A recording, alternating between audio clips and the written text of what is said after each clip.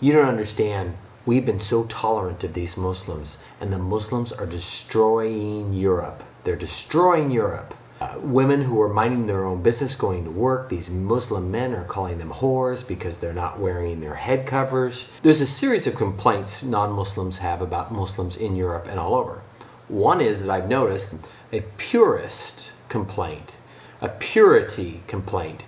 And it seems like part of the hassle, part of the problem with the Muslims is their very existence. If you're upset that there are just a bunch of Muslims and they're there, then you're probably a little jaded. The other issue is these horrible things you're hearing about Muslims doing. Yes, there are Muslims in Europe, I'm sure, doing horrible things. What percentage of the Muslim population are doing these horrible things? Probably a pretty small percentage. You know, if there's 100,000 people who are Muslims and half a dozen are vocally rude, makes everybody look bad, doesn't it? Especially if you see them as one collective consciousness. They used to say that about the blacks, the African Americans. They all stick together. They all think the same way. You're going to find Muslim jerks and Muslim assholes and Muslim bullies and Muslim purists and Muslim fanatics. They are out there. And you're going to find the same with Christians. And you're going to find the same with atheists and with everybody. Every religion, every group has jerks. There are jerks and morons and fools all over. And every jerk, every moron, every fool is someone else's freedom fighter, someone else's buddy.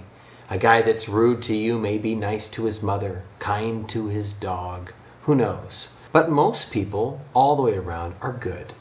Mostly good.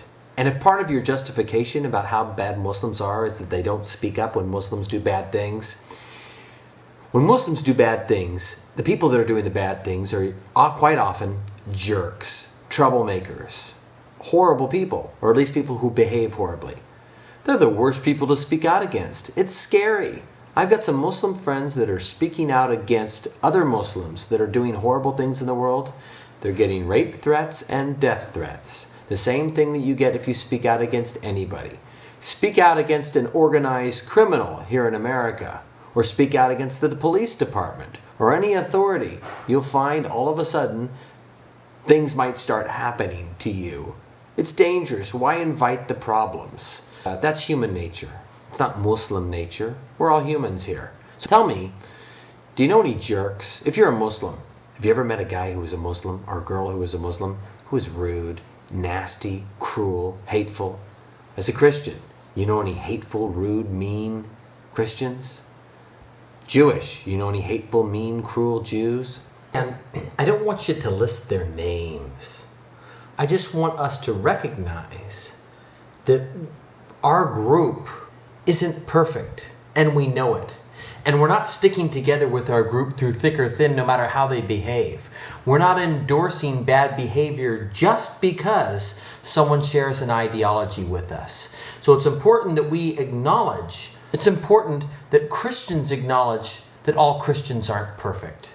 And Muslims acknowledge that all Muslims aren't perfect. And Jews acknowledge that all Jews are not perfect. We make that acknowledgement, then it is clear to everyone on the outside that we're not just blanketly endorsing people who share our faith because we have a collective consciousness that is going to support people of our faith no matter what they do.